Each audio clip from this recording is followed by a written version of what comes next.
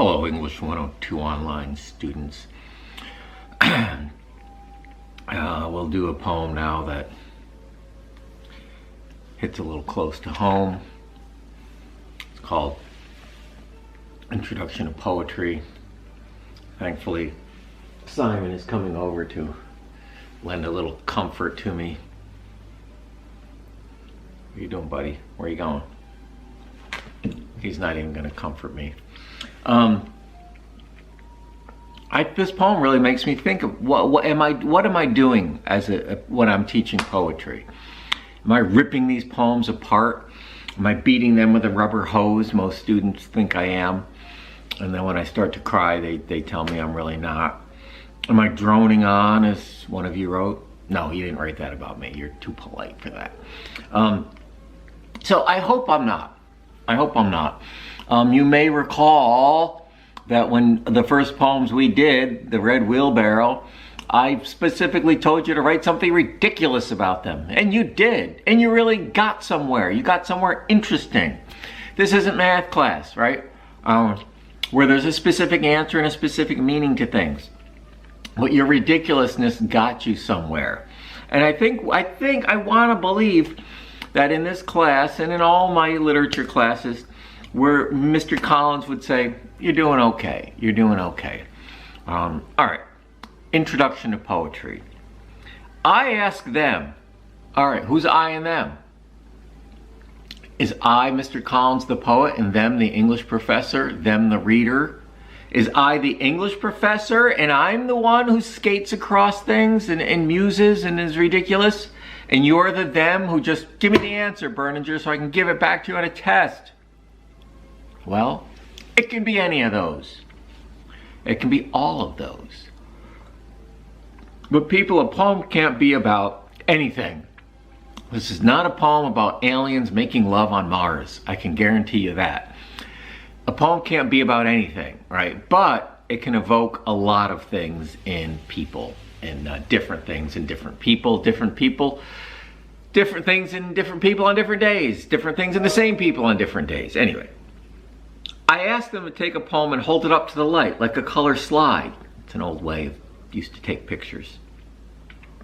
And you can't really see too clearly, but you get an idea of it. Or press an ear against its hive. Zzz, what's going on in that poem? Listen. A buzz with activity.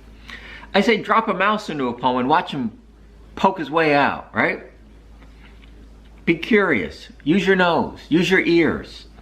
Or walk inside the poem's room and feel for a light switch. Feel for a light switch. I want them to water ski across the poem, waving the author's name on the shore. Hey, Billy Collins. But all they want to do is tie the poem to a chair with a rope and torture a confession out of it. They begin by beating it with a hose to find out what it really means.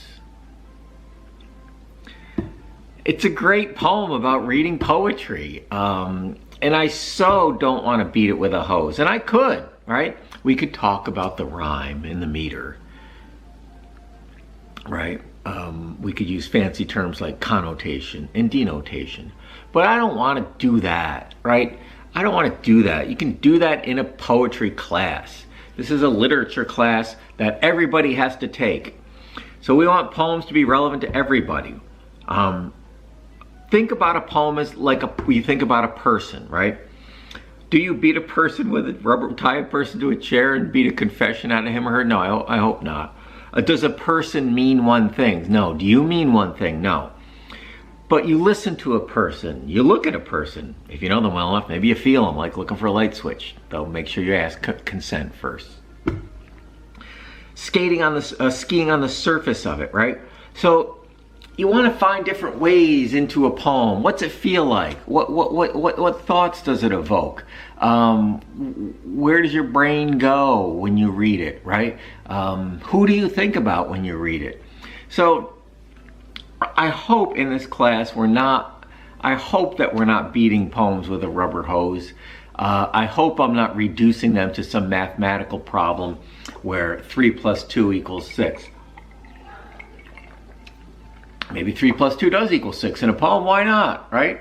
3 + 2 can equal a cat who's dangerously on the move over there, and I may be attacked at any minute. So Billy Collins is a very, in America today, poetry is not big, right? Most of you probably could not name a single living American poet. Billy Collins is alive and well, so Sharon Olds, and he's as well known as some poets get, and because he's funny and yet also insightful. And I love a poem about reading a poem, and I try to think about this poem when I think about poems and teach poems, and maybe that's as good as I can do with it. So I hope you're enjoying these poems, right? Whatever you do, don't let poems frustrate you. Don't let them frustrate you, right? Don't be like, what does this mean? Oh, stop, don't do that, right? Whatever you do, just either, you know, I don't really get this one, but, you know, I don't know, it's kind of cool, you know, muse on it, let's find a way in, but don't let it frustrate you, because at that point, you're never going to get any goodness from it.